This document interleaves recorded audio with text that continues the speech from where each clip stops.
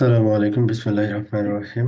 আমরা সিসিএনপি এন্টারপ্রাইজে এনকোরের যে মডিউল, ওই মডিউলের সিসকো সার্টিফিকেশন যে গাইড আছে, ওই গাইড থেকে পড়াশোনা করছিলাম। তো গত ক্লাসে ওয়্যারলেস সেকশনের চ্যাপ্টার 18 ওয়্যারলেস ইনফ্রাস্ট্রাকচার কেমন হওয়া উচিত আর কি, ওইটা নিয়ে আলোচনা করছিলাম। আজকে আমরা chapter 19 understanding wireless roaming and location services. তো এখানে ওয়্যারলেস যেহেতু আর কি, তো আমাদের মোবাইল স্টেশন যে ওয়্যারলেসে কানেক্ট হবে আর কি, যেহেতু আমরা বলতেছি সেন্ট্রালাইজ সলিউশন, সেন্ট্রালাইজ যে ওয়্যারলেস ল্যান্ড কন্ট্রোলারটা থাকবে। তো একটা ইউজার যখন মুভ করবে, হতে পারে যে আম, একটা ক্যাম্পাস নেটওয়ার্কে মাল্টিপল বিল্ডিং থাকতে পারে। একটা বিল্ডিং এর সে একটা এপিতে যখন কানেক্ট থাকবে, সে সে যখন মুভ করবে আর একটা বিল্ডিং এ যাবে তখন, বা আর একটা ফ্লোরে যাবে তখন ডিফারেন্ট এপিতে চলে যাবে সে অটোমেটিক্যালি। হ্যাঁ, এটাকে রোমিং বলে আর কি। হ্যাঁ, অটোমেটিক্যালি আর একটা এপিতে সে ট্রান্সফার হয়ে যাবে। আবার এখানে আরেকটা জিনিস হচ্ছে যে যদি সেন্ট্রালাইজ কন্ট্রোলার সিস্টেম থাকে, এখন কন্ট্রোলার যদি মাল্টিপল হয় আর কি, হ্যাঁ, সেই ক্ষেত্রে আহ, একটা কন্ট্রোলার থেকে যখন সে সুইচ করে অ্যানাদার কন্ট্রোলারে আসবে, যখন এপি চেঞ্জ হবে আর কি, দেখা যাচ্ছে ওই এপিটা আগের কন্ট্রোলারে নাই, সেকেন্ড কন্ট্রোলারে আছে। তো সেই ক্ষেত্রে কি হচ্ছে, তার কন্ট্রোলার এবং হচ্ছে এপি দুইটাই কিন্তু চেঞ্জ হচ্ছে। এই যে চেঞ্জ যদি হয়, তাহলে তার রোমিং এর ব্যবস্থা করে দিতে হবে আর কি। হ্যাঁ, যাতে ইউজার টেন না পায় যে সে আসলে আউট অফ নেটওয়ার্ক হবে বা হয়ে যাচ্ছে। এখানে ছোট্ট একটু সময় নেয় আর কি, রিকানেক্টের যে সময়টা খুব খুব কম সময় আর কি। ওই কম সময়ের ভিতরে ইউজার অতটা বুঝতে পারে না আর কি, যদি স্মার্টলি রিঅ্যারেঞ্জ করা থাকে। তো দেখা যাচ্ছে অটোমেটিক্যালি আরেকটাতে সুইচ হয়ে যায় আর কি। হুম। তো এইটাকে আমরা আসলে বলি হচ্ছে ওয়্যারলেস রোমিং আর কি। হ্যাঁ, তো এই জিনিসটাই আমাদের এখানে আলোচনা হবে যে এটা আসলে কিভাবে। যেমন wireless client device are inherently mobile, so you should expect them to move around. এটা আমরা এক্সপেক্ট করি আর কি, যে এটা আসলে ফিক্স এক জায়গা থেকে ব্যবহার করবে না, যেহেতু বলা হচ্ছে ওয়্যারলেস মুভ করবেই। তো ওইটা আসলে যখন রোমিংটা হবে, তখন আসলে কিভাবে রোমিং হবে, বা আবার টেকনোলজিক্যালি আসলে এপি কিভাবে এটাকে ডিটেক্ট করবে, বা কন্ট্রোলার এপির সাথে কিভাবে ম্যাপিং মেকানিজম গুলো করবে, ওই জিনিসগুলো আসলে বেসিক্যালি আজকে আমরা ডিসকাস করবো আর কি। হ্যাঁ, roaming.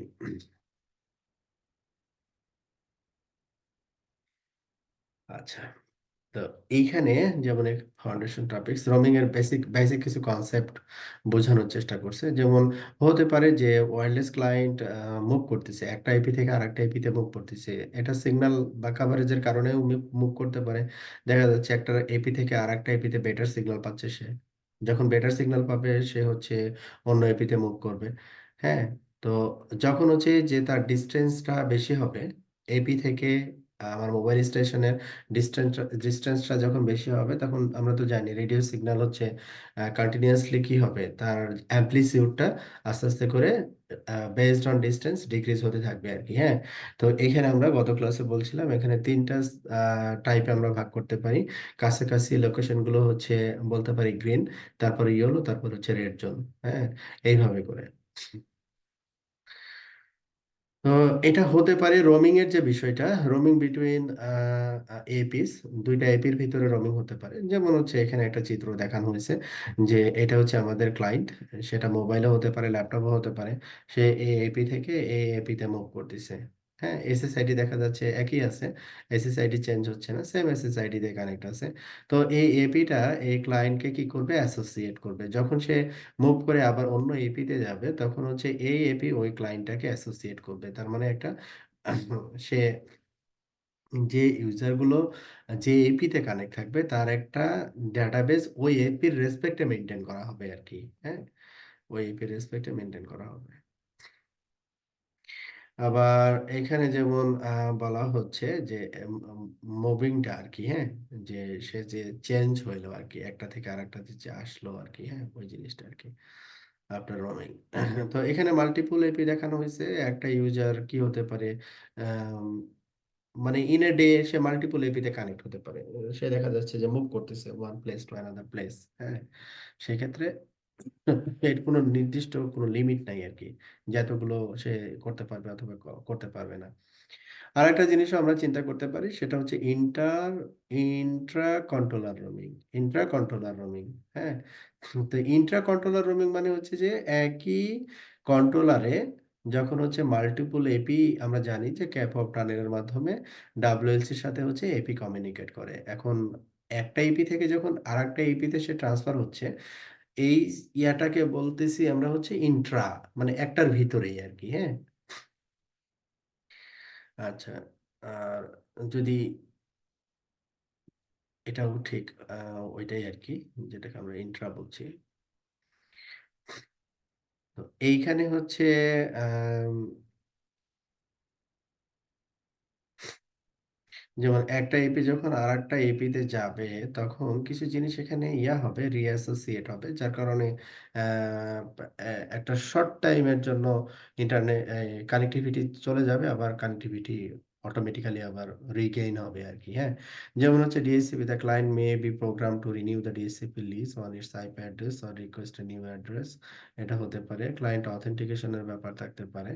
Controller might be configure to use 800 to 1x, যদি থাকে আর কি, হ্যাঁ। যদি 800 টু 1x আমরা কখন করে থাকি, যখন হচ্ছে ব্যাক এন্ডে দেখা যাচ্ছে আমাদের কোনো রেডিয়াস সার্ভারের মাধ্যমে ইউজারকে অথেন্টিকেট করে তারপরে আমি ইউজ করতে দিব আর কি, এরকম কোনো ব্যাপার যদি থাকে তখন আর কি, হ্যাঁ। উম, ওই জিনিসগুলো এখানে আলোচনা করছে, এই জন্য একটু সময় লাগতে পারে আর কি।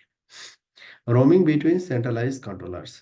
তো এখানে দুইটা রোমিং হতে পারে, একটা হচ্ছে layer two roaming. Layer two যদি হয় সেই ক্ষেত্রে তো এপি এবং কন্ট্রোলার একই নেটওয়ার্কে থাকে। আবার হতে পারে যে একই ল্যানে আছে, কিন্তু দুইটা ভিন্ন নেটওয়ার্ক আর কি। দেখা যাচ্ছে যে কন্ট্রোলার যেটা আমরা রাখছি সেই কন্ট্রোলারটা হচ্ছে একটা নেটওয়ার্কে, আর এপি গুলো হচ্ছে আর একটা নেটওয়ার্কে।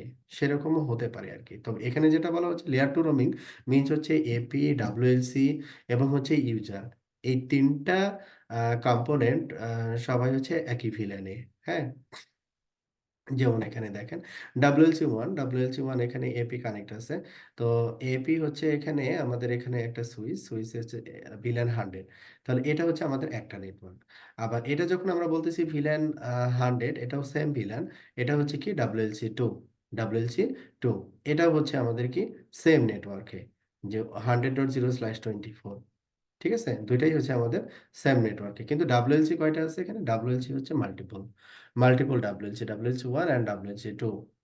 the মনে করা হচ্ছে যে এপি ওয়ান হচ্ছে ডাব্লিউএলসি ওয়ান এর সাথে কানেক্টেড, আর ধরা হচ্ছে যে এপি টু হচ্ছে ডাব্লিউএলসি টু এর সাথে কানেক্টেড।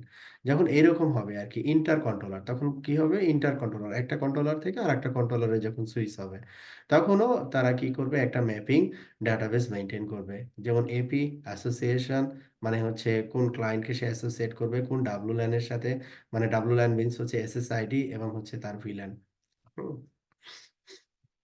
এইরকম করে সে ডাটাবেস মেনটেন করবে। এখানে ডিফারেন্সটা যেটা হবে, যে এটা এপি ওয়ান, এটা হচ্ছে এপি টু, যখন সে মুভ করবে আর কি, তখন ডাটাবেস আপডেটটা এরকমই এইভাবে হবে আর কি। আর যেটাকে আমরা বলতেছি লেয়ার 3 রোমিং, লেয়ার 3 রোমিংটা হচ্ছে যখন ভিন্ন নেটওয়ার্ক হবে আর কি। যেমন what if a wireless network grows even more such that WLAN interface on is controller are assign to different VLAN, হ্যাঁ। ডিফারেন্ট সাবনেট, আমরা যে একই সাবনেট বা একই ভিলেন যেটা দেখলাম সুইচের দুই পাশে আর কি। তো সিনারিওটা যদি এরকম হয় যে ভিলেন 100, ডাব্লিউএলসি ওয়ান হচ্ছে ভিলেন 100-এ রান করছে, আবার হচ্ছে ডাব্লিউএলসি টু হচ্ছে ভিলেন 200-এ রান করছে, হ্যাঁ। এরকম যে এটা হচ্ছে 100.0/24, এটা একটা নেটওয়ার্ক, এটা হচ্ছে সেপারেট আর একটা নেটওয়ার্ক। যখন এই সেপারেট আর একটা নেটওয়ার্কে ক্লায়েন্ট যখন চলে যাবে, তখন তো আগের ডিএসসিপিটার যে অ্যাড্রেসটা সে ছিল, ওই অ্যাড্রেসটা তো আসলে বেসিক্যালি এইখানে এসে আর কাজ করবে না, কারণ এখানকার নেটওয়ার্ক তো ভিন্ন, ডিফারেন্ট নেটওয়ার্ক। তখন তাকে কি করতে হবে, ডিএসসিপি যে যেটা ছিল ওইটাকে রিলিজ করে দিতে হবে, নতুন করে আবার ডিএসসিপি রিকোয়েস্ট ক্যাপ অফ টানেলের মাধ্যমে আবার রিসিভ করতে হবে আর কি, হ্যাঁ। এইটা হচ্ছে আমাদের ইন্টার কন্ট্রোলার, এই যে ক্যাপ অফ টানেল দিয়ে সে কি করবে, ডাব্লিউএলসি টু ক্লায়েন্ট, তারপরে এই পাশে এসে তখন হচ্ছে সেপারেট আর একটা ভিলেন এসে কমিউনিকেট করবে তখন 100-199। তো আর কি ভাই এইখানে অটো আমাদের ডিভাইস অটো রিলিজ করে দেবে আইপি? হ্যাঁ যখন চেঞ্জ হবে। হ্যাঁ হ্যাঁ হ্যাঁ, অটো রিলিজ করে দিবে। সে নর্মালি কি করে, নর্মালি যদি আপনি ওয়্যারলেস বাদ দেন, হ্যাঁ, নর্মালি ওয়্যারলেস বাদ দেন, ওয়্যারলেস বাদ দিয়ে আপনি চিন্তা করেন একটা পিসি আপনার একটা ডিএসসিপি নেটওয়ার্কে কানেক্টেড, ঠিক আছে, ডিএসসিপি নেটওয়ার্কে কানেক্টেড। এখানে মনে করেন যে পিসিটা যে সুইচ পোর্টে কানেক্ট ছিল, মনে করেন ওই পোর্টের ভিলান হচ্ছে 100, তাহলে 100 নেটওয়ার্কের এগেনস্টে যে ডিএসসিপি নেটওয়ার্ক ইনফরমেশন ছিল ওইখান থেকে পাবে। এখন সুইচের পোর্ট যদি আমি 200-এ কনফিগার করে দিই, সে তখন তো 200-এর রেসপেক্টে যে নেটওয়ার্কটা আমি কনফিগার করছি ডিএসসিপি তে, ওইখান থেকে সে আইপি পাবে। হুম। ঠিক আছে, ব্যাপারটা এরকম আর কি। Okay, scaling mobility with mobility groups. এখানে যে মোবিলিটির যে কথাটা আমরা বলছি, একটা কন্ট্রোলার থেকে আর একটা কন্ট্রোলারে যাচ্ছে, অথবা একটা এপি থেকে আর একটা এপিতে যাচ্ছে, বা ইন্টার কন্ট্রোলার বা ইন্টার কন্ট্রোলারের যে ম্যানেজমেন্ট, এই সবগুলোই আমরা এখানে যেটা দেখতেছি, যে মোবিলিটিটাকে ইনহ্যান্স করার জন্য বা বোঝানোর জন্য এই জিনিসগুলোকে নিয়ে আসা হয়েছে। যেমন এখানে বলা হচ্ছে যে Cisco controller can be organise into mobility groups for facilitate inter-controller roaming. Mobility groups become important as a wireless network scales and there are more centralized controller cooperating to provide coverage over large area. তো এইখানে আমাদের এই mobility গ্রুপটাকে আমরা আবার কি করতে পারি, আলাদা আলাদা গ্রুপে ভাগ ভাগ করে ফেলতে পারি। যেমন আমার নেটওয়ার্কে যদি মাল্টিপল কন্ট্রোলার থাকে, যেমন এখানে একটা নেটওয়ার্ক দেখানো হয়েছে যে একটা মোবিলিটি গ্রুপের ভিতরে, যার গ্রুপ নাম দেওয়া হয়েছে গ্রুপ 1, এখানে আছে 4টা কন্ট্রোলার, এখানে আছে কতগুলো কন্ট্রোলার, এখানে 2টা কন্ট্রোলার, এখানে আছে কতগুলো কন্ট্রোলার, এখানে আছে 3টা কন্ট্রোলার। ঠিক আছে, তো এইখানে যখন আমি গ্রুপিং করে দিচ্ছি, তো গ্রুপিংটা কিভাবে কাজ করবে, যে if two centralise controller configure to belongs to the same mobility group, যখন একই মোবিলিটি গ্রুপের ভিতরে আমি রাখবো, ক্লায়েন্টস ক্যান রোম কুইকলি। হ্যাঁ, ক্লায়েন্টস কি করবে, খুব কুইকলি এটার ভিতরে রোম করতে পারবে আর কি, খুব স্বল্প সময়ের ভিতরে। Layer 2 and layer 3 roaming are both supported, দুইটাই এখানে সাপোর্ট করে, অ্যালং উইথ সিসিসিএম কিরিং এবং other credential caching. If two controllers are assign to different mobility group, যখন আমি ডিফারেন্ট দুইটা আলাদা মোবিলিটি গ্রুপের ভিতরে রাখবো, clients can still roam between them. Client তখনও রোম করতে পারবে, একটা থেকে আরেকটাতে রোমিং করতে পারবে, বাট দ্য রোম বা roaming is not very efficient. Credentials are not cached and shared. So clients must go through a full authentication during roam. তার মানে হচ্ছে ডিউরিং যখন সে রোমিং করবে, একটা আইপি থেকে আরেকটা আইপিতে যখন চলে যাবে, পুরো প্রসেসটা তাকে কমপ্লিট করতে হবে। পুরো প্রসেস বলতে কি, সে হচ্ছে রেডিও সিগন্যালটা এস্টাবলিশ হইলো, দেন সে ডিএসসিপি রিকোয়েস্ট করবে, ডিএসসিপি সে অ্যাসাইন হবে অ্যাড্রেস, তারপরে সে আবার কানেক্টিভিটি পাবে আর কি, মানে পুরো জিনিসটা হবে আর কি। আর যদি ইন মোবিলিটি গ্রুপে, সেম মোবিলিটি গ্রুপের ভিতরে চিন্তা করি, তাহলে এই সময়টা লাগবে না। এই জন্য আপনারা যখন মনে করেন যে আম, যখন ডিজাইন করবে, তখন হচ্ছে মোবিলিটি গ্রুপটা মাল্টিপল দেওয়ার প্রয়োজন নাই আর কি, সেম মোবিলিটি গ্রুপের ভিতরেই সবগুলোকে অ্যাসাইন করবেন, তাহলে বেটার আর কি। যদি একই নেটওয়ার্ক হয়, আবার যদি এরকম হয় যে আপনার মনে করেন যে লাইক হচ্ছে এরকম যে আপনার হেড অফিস ব্রাঞ্চ অফিস, তো হেড অফিসে একটা মোবিলিটি গ্রুপ আপনি ডিফাইন করলেন, যেখানে কন্ট্রোলার আছে হচ্ছে 4টা। ধরেন একটা ব্রাঞ্চ অফিস আছে যেখানে কন্ট্রোলার আছে হচ্ছে 2টা। তো আপনি সেই ক্ষেত্রে দেখা যাচ্ছে ব্রাঞ্চ অফিসে অনেক মানে রেয়ার ভিজিট করে আর কি। হ্যাঁ, সেক্ষেত্রে আপনি ওখানে মোবিলিটি গ্রুপ, একই মোবিলিটি গ্রুপের ভিতরে রাখলেন ব্রাঞ্চের 2টাকে, আর একটা মোবিলিটি হেড অফিসের যে 4টা সেটাকে সেপারেট মোবিলিটি গ্রুপের ভিতরে রাখলেন। এটা ডিপেন্ডস আর কি। Okay, locating devices in a wireless network. একটা ডিভাইসের মানে লোকেশন বা হচ্ছে, এখানে যেটা বলা হচ্ছে, যখন আমরা ডিজাইন পার্সপেক্টিভে, যে wireless networks are usually design to provide coverage and connectivity in all areas where client devices are expected to be located. তো আমরা আসলে যেটা দেখি, যখন এপি গুলোকে ডিজাইন করি, আমি তো যদি বিল্ডিং আর্কিটেকচারটা প্রথমে আমরা নেই, বা আমরা ভিজিট করি আর্কিটেকচারটা, যে এটা 5 তলা বিল্ডিং বা 4 তলা বিল্ডিং, বা ওপেন এয়ার যদি হয় তাহলে কতটুকু কাভারেজ সে চাচ্ছে। হ্যাঁ, ওই হিসাবে প্রথমে আগে, যেমন এখানে একটা এক্সাম্পল দেওয়া হয়েছে যে hospital building will likely have a seamless wireless coverage on all floors in all areas where users might go, usually a user expect location in irrelevant. এখানে লোকেশন মেনশন করার দরকার নেই। আবার কিছু কিছু জায়গা আছে যে আমার হচ্ছে লোকেশন মেনশন করা প্রয়োজন হতে পারে, যেমন হচ্ছে ইউনিভার্সিটি ক্লাসরুমের ভিতরে, যেখানে নর্মাল রেগুলার ক্লাস হয়। তো ক্লাসরুমের ভিতরে তো আসলে আমার এই ওয়্যারলেস কানেক্টিভিটি না থাকাই ভালো আর কি, যেহেতু ক্লাসরুমে তো আর আমি হচ্ছে মোবাইল দিয়ে ক্লাস করতেছি না, ফিজিক্যাল ক্লাস করতেছি। হুম। তো এইখানে আসলে ওই এই জিনিসগুলো আর কি, যে লোকেশন বা ডিজাইনের যে ব্যাপারগুলো আর কি, device location can be important part of tracking asset in a business. যদি আপনি ট্র্যাক করতে চান আর কি, হ্যাঁ, যদি আপনি যে ওয়্যারলেস নেটওয়ার্কটা আপনি ব্যবহার করতেছেন, যে ডাব্লিউএলসি এর মাধ্যমে এগুলোকে মেইনটেইন বা কন্ট্রোল করতেছেন, এই যে কোনো ডিভাইসকে আপনি কি করতে পারেন, মনিটরিং করতে পারেন, বসে ট্র্যাক করতে পারেন।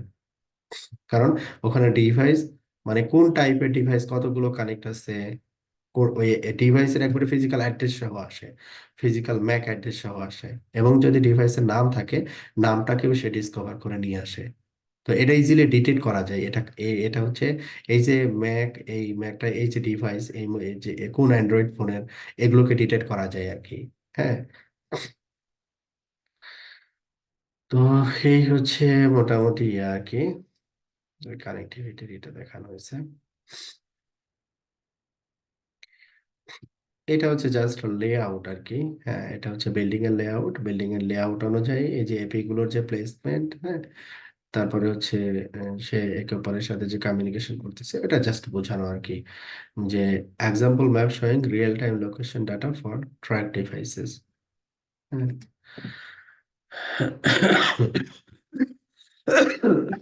এই হচ্ছে মোটামুটি আজকে আমাদের আলোচনা আর কি। তো আজকের আলোচনা হচ্ছে জাস্ট মোবিলিটি কনসার্ন, যে আমি আমি হচ্ছে ওয়্যারলেসে কানেক্ট করব আমার মোবাইলে বা আমার অ্যান্ড্রয়েড ফোন বা স্মার্টফোন। তো এই স্মার্টফোন হচ্ছে আমি তো মুভ করব, এটা ধরেই নিতে হবে যে সে মুভ করবে, যেহেতু ওয়্যারলেস। হ্যাঁ, তো আমি আমার ডিভাইস দিয়ে আমার ইউজারকে আসলে যখন মুভ করবে বা রোমিং করবে, আমি আসলে কিভাবে সাপোর্ট দিব, বা এখানে সাপোর্টিং মেকানিজম কি, এটা আসলে বেসিক্যালি অটোমেটিক্যালি হয়। আমাদের শুধু হচ্ছে কিছু জিনিস কনসার্ন থাকতে হয়, যেটা হচ্ছে কনসার্ন হচ্ছে যেটা ওই যে মোবিলিটি গ্রুপের একটা বিষয়, যেটা মাথায় রাখতে হয়। আর একটা হচ্ছে যে সেম ভেন্ডর হলে বেটার আর কি, কারণ মোবিলিটি এক ভেন্ডর থেকে আরেক ভেন্ডর, ওইটা আসলে উম, মানে একই এসএসআইডি হইলে দেখা যাচ্ছে ওই একেবারে মানে নিউলি কানেক্ট হবে আর কি। হ্যাঁ, মানে রোমিং বলতে ওইটা কি হবে, যে ফুল ডিসকানেক্ট হয়ে যাবে, তারপর আবার নতুন করে কানেক্ট হবে, যদি ডিফারেন্ট ভ্যান্ডরের ভিতরে এটা করতে চান আর কি। সেম ভ্যান্ডর হলে এটা খুব স্মার্টলি, খুব কম সময়ের ভিতরে এই মোবিলিটি ফিচার গুলো কাজ করে আর কি। তো এই হচ্ছে মোটামুটি আমাদের চ্যাপ্টারের আলোচনা। কারো কোনো প্রশ্ন আছে কি?